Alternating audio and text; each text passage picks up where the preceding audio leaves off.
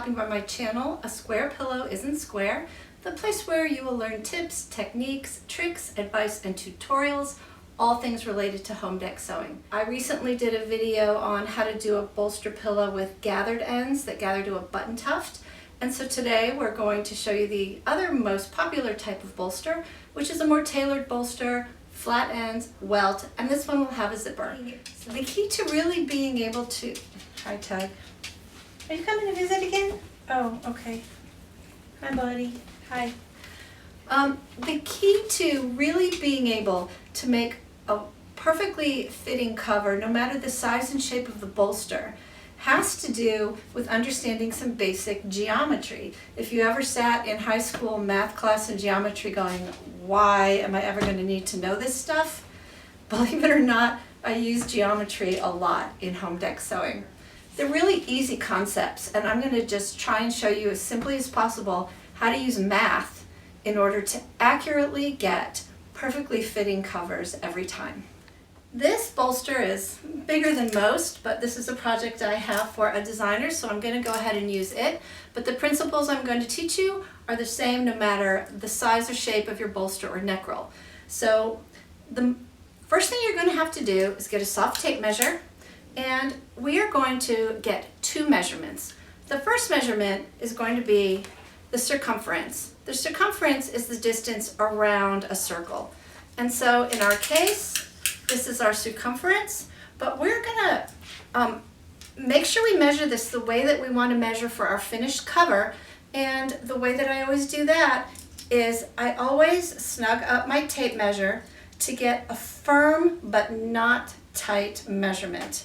So this is to ensure that the cover doesn't look loose and baggy when it's finished. As you can see, if I go loosely around, it measures about 26 inches. But when I snug it up to where I want a nice fit, I'm going to actually have this one finish at about 24 inches. So the first measurement I'm going to write down is the circumference of my circle or my bolster, and that's 24 inches. And the next measurement is going to be what we need to determine the length of the bolster. So we're going to take that same tape measure and we're going to do the exact same thing. Find the middle of it. Okay, you want to make sure that this is centered on your bolster. And again, we're going to give it a nice little tug. Loosely, this one's measuring about 87 inches. But I'm going to give it a little tug here, and actually it's going to finish. The number we're going to use as our finish measurement is 86 inches. The next thing we're going to do is figure out the exact size of the circle that we need for the ends of our bolster. And this is where your high school geometry comes in. So we are going to use a number that is called pi, and that number simply represents the relationship between the distance around a circle compared to the distance straight across the circle. In other words, how does the circumference relate to the diameter of a circle? And the way that it relates is in a number 3.14, which is also called pi.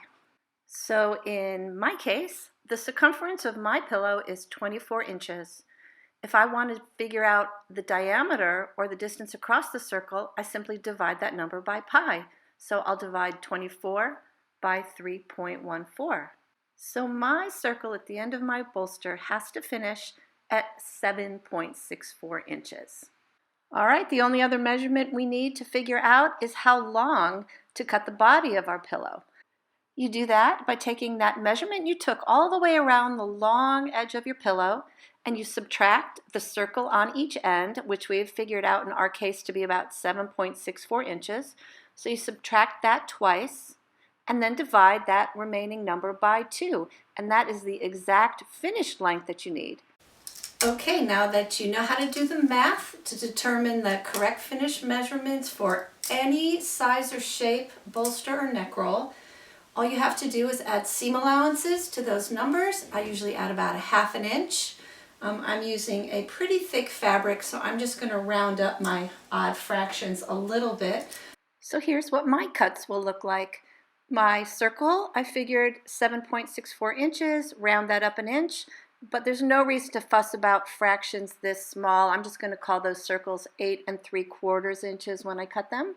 So the width I measured around my pillow, the width of my cut is going to be 25 inches just by adding my seam allowances to my finished measurements there, and my length, again, I'll add an inch. I'll round that cut up to 36.5 inches.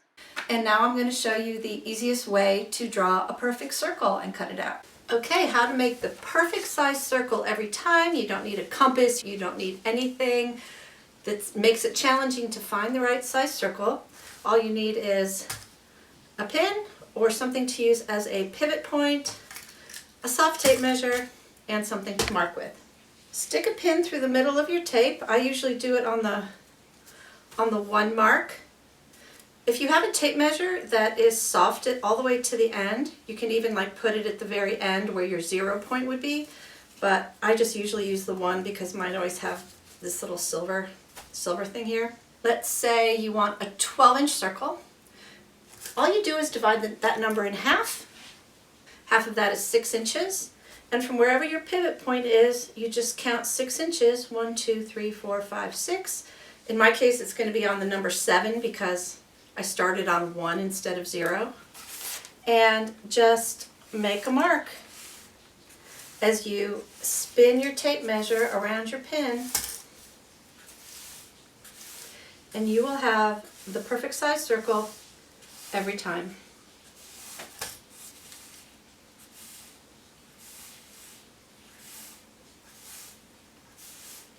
Alright, so I have cut out my, you can see it over here, I've cut out my rectangle that's going to be the body of the pillow. And there's 2 things left to cut out. Obviously we're going to cut out our 2 circles for the ends. And then also we're going to be putting welt on the ends. And I measured that distance around my circle, the circumference of my circle was about 24 inches. So I just want to make sure I have a couple of little welt strips that are, maybe 30, 32 inches. So I have room to make my join. So on my leftover piece of fabric here, I'm going to cut a couple of welt strips on the diagonal. If you want to learn more about welt, I have a couple of videos that teach about welt and bias and all these other things that I can link to here. But so out of this center, I'm going to cut 2 diagonals for my welt, and then I'm going to cut my 2 circles out of these corners here. I have used the first circle that I cut out, and I've laid it directly on top of the fabric to cut my second circle so that they match each other. And also you can see here that I have marked the tops, the directional tops of my welt strips and my circles, because I have a fabric with a nap here and I want to make sure that everything is going in the right direction. Okay, finally, let's start sewing. Okay, the first thing we're going to do is start by putting the zipper in the body of our bolster. Lay your bolster fabric right side facing down. Fold each long end towards the center, leaving a space so it looks like this. And then we're going to lay our zipper right side facing down in this gap that you've left between the 2 edges of the fabric. Now I'm using an invisible zipper, so this is what the wrong side of my zipper looks like. And you'll see a close-up here of how this looks. And what you're going to do is about 2.5 inches in from the edge, you're going to make a mark on both ends of your zipper tape and on your fabric, on the top layer and on the bottom layer of your fabric. So your marks all line up like this. And then you're going to do it again on the opposite end and once more in the center. Now leaving your zipper in the exact same position, right sides down, slide it onto the layer of fabric closest to you and unzip it. You'll want the teeth of your zipper about 1/2 inch in from your edge right on that seam allowance that you allowed, and you'll line up your marks that you made and just pin your zipper tape on, and we'll take that to the machine. Now all you do is start and stop on your first mark. Put your needle down right on that mark.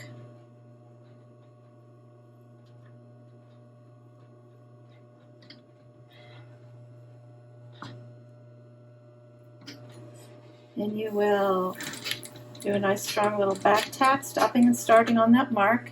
And now just so, close to your zipper teeth. So I did a video specifically on installing invisible zippers, so I'm not going to go into the details of how I do that now, but you will simply sew your zipper on this side.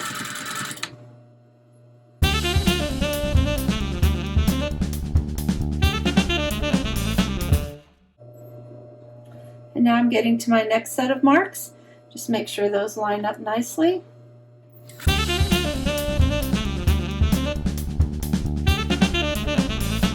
And go to this last set of marks, and again, stop and start with a nice straight back tag. Wow. All right, now that you have that side sewn on, if you want to check it, close it and make sure you like the way your zipper looks. If you want to get a little closer or you got too close, now's a good time to fix that. But now what you're going to do is just fold your pillow edges right sides together, and you will see that now these marks are going to line up. So I'm just going to turn this around.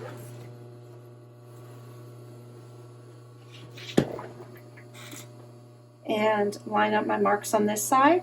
And I'm going to do the same thing. And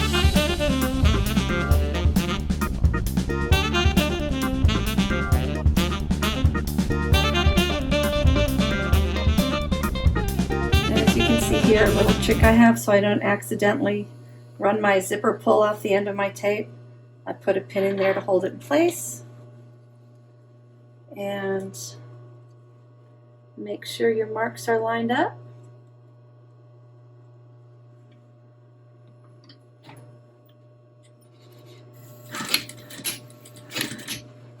Do this side the same way.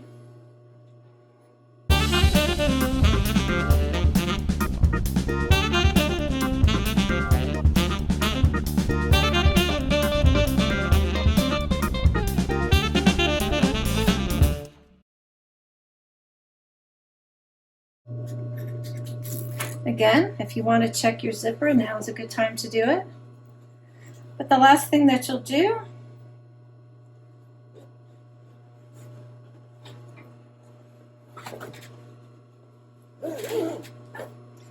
is we're going to just sew this last little bit together.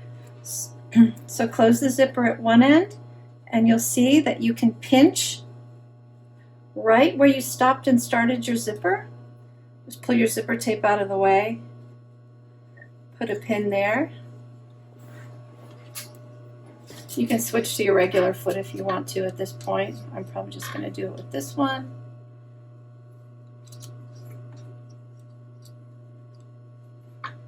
And in the same size seam allowance, just stop and start right at the point where you put your pin, where that pinch spot was, where the zipper stops and starts. And do a nice strong back tap there, as that's going to be a stress point where you open and close your pillow and your zipper. I don't need that anymore. And just do the same thing on the other side. Hold your zipper tape up out of the way. Line up your marks like that. Just give it a little pinch and a pin. And sew that side closed.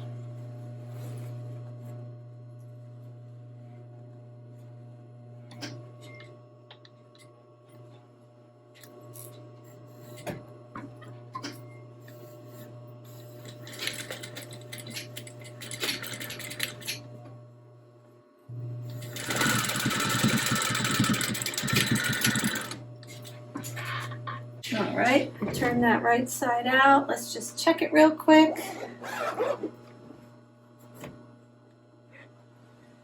All right, not perfect, but pretty darn close with velvet. Without a walking foot machine and with velvet, it's pretty hard to get these exactly lined up, but I think that's going to be a-okay. We are going to do the next step, which is to make and apply the welt. Let's do the welt next.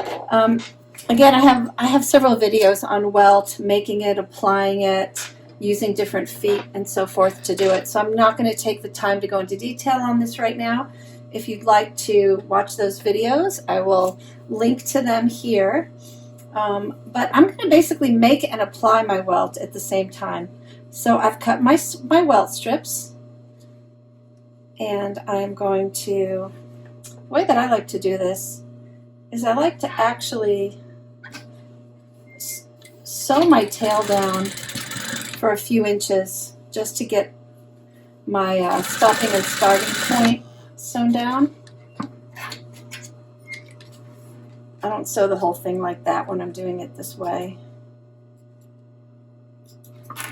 But I've got my little stopping and starting point, and you're going to press your seam allowances open and stop and start your welt at the bottom where your zipper seam is, because you don't want the joint on the welt to be noticeable. We want to put that on the bottom. You can actually clip your zipper tape at this point, or just push it out of the way. So I'm going to just start by leaving a little tail here. It's a few inches long, and I'm simply going to lay my welt cord in there and line it up on my edges. Make sure everything's nice and straight.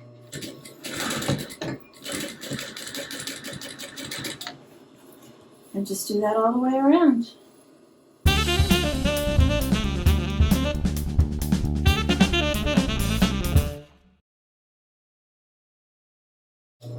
All right, so the way I do my joins, all kinds of threads here, clean up my mess a little bit. I'm gonna just kind of cut this off so I have a nice straight end. Get a little bit closer. And what I like to do, take a little piece of tape, and right where these two pieces of welt are going to join, I like to tape it. There's some welt that when you cut it, it just really starts fraying like crazy and doesn't give you a clean end.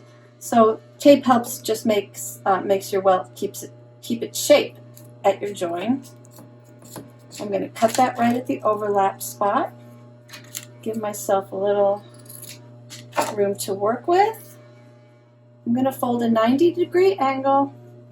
I'm sorry, a 45-degree angle. Well, it's 90 degrees this way. Creates a 45-degree angle that way. Line my raw edges up.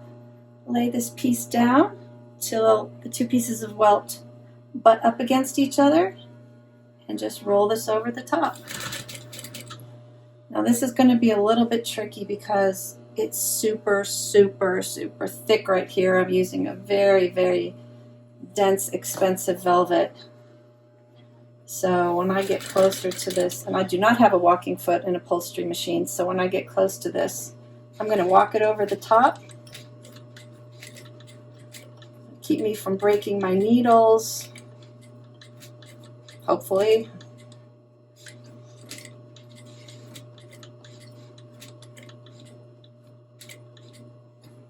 Just make sure that stays nice and tight.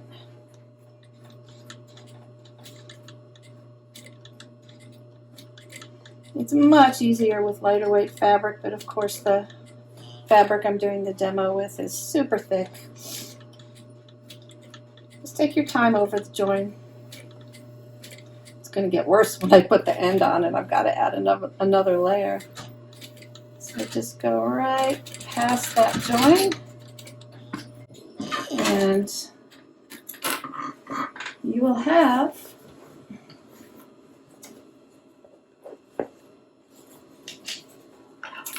what will end up being a very nice welt on your edge. See that? And we're just going to do that on the other side next. All right, now that I have my pillow ready to put the ends on, the next thing I'll often do is I will just mark the bottom and the top by folding this in half. You can do it with a clip or a pin. And if you want to even make it a little bit easier, you can fold it into quarters, like so.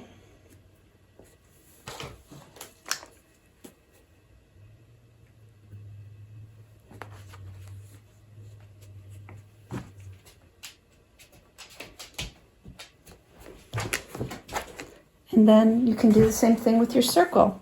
So this is my top, and this is my bottom. And then you can fold that in quarters. And I need some more pins.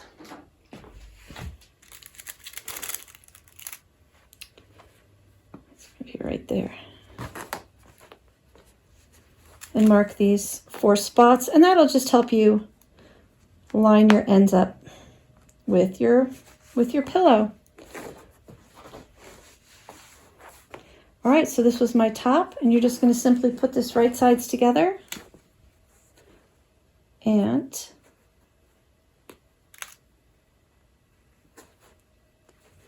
pin your 4 spots together. Now, you know, I've seen some videos done where people will put the welt on the circular part, and then they prepare the body of the pillow separately. The reason I don't like to do that is once you've prepared the body of your pillow with a zipper, you can't adjust the size of it at all. And once you've applied your welt to the circle, you can't adjust the size of that either. And if for some reason you're off, your measurements were off, something wasn't right, there's no way you're going to get this exact circle to fit in this exact circle unless they are the exact same perfect size. There's just always a margin of error on something handmade with different measuring, different ways you might cut or measure, different types of fabric that might have more stretch or give. So I like to have this piece completely finished, and then I simply have to fit the circle to it. If that means that I may use a little bit bigger seam allowance or a little bit smaller seam allowance in order to get that pillow to fit in there nicely. It's just much easier to do when you can adjust the size of one of the pieces. So that's why I do it this way. But let's see how close I am. I'm going to just pin it with my seam allowances lined up. And then we'll pin this right to my seam. Yeah, it's going to be a miracle if I can get this through my sewing machine.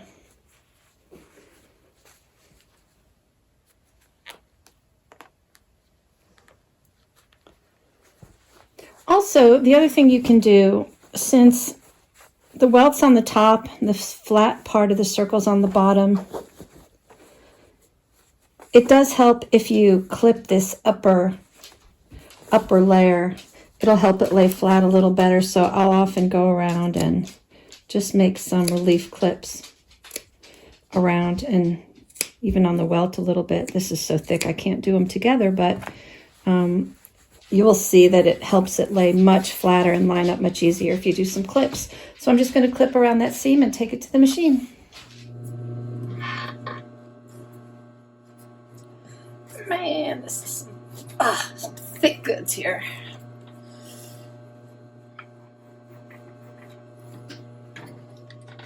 I had to pick the hardest fabric in the universe to work on, didn't I? But this is for a designer client, and like I said, I had to make it anyway, so I figured I'd do the video with it. All right, I'm gonna walk over that thick part. See, these clips that I made really help it just lay down nicely. Just take my time, go all the way around.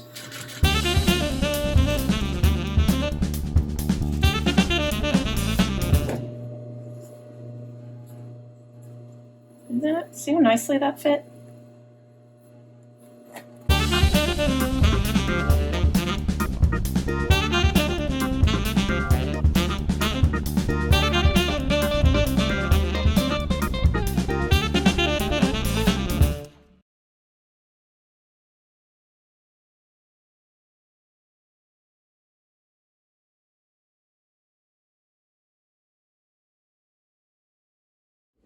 Okay, y'all, here's our cover. Let me try and put this in and see what we've got. I do want to say really quickly, I know some people are intimidated by zippers and they think it's easier to just kind of whip stitch a pillow like this closed. But actually, when you've got a really snug fit on a cover and a big long seam like this, and no way to really camouflage your stitching behind welt or anything, a zipper really is the quickest and easiest way to make and close this pillow up. So we're just going to put this in.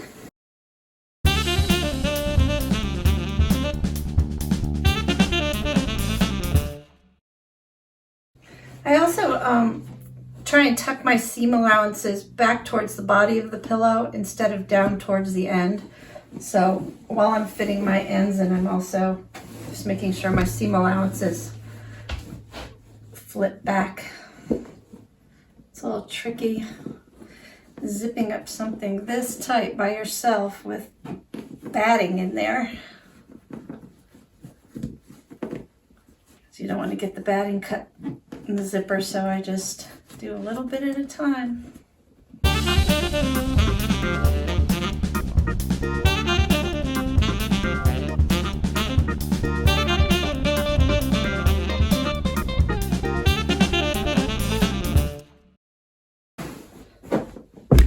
All right, check it out, y'all. Nice end. It doesn't look baggy or empty or hollow. It's nice and snug without being so tight that it wants to bend the pillow insert. I'm really happy with this bolster. Well, I hope you found this video helpful. I think there's some good tips and tricks and techniques for you in here.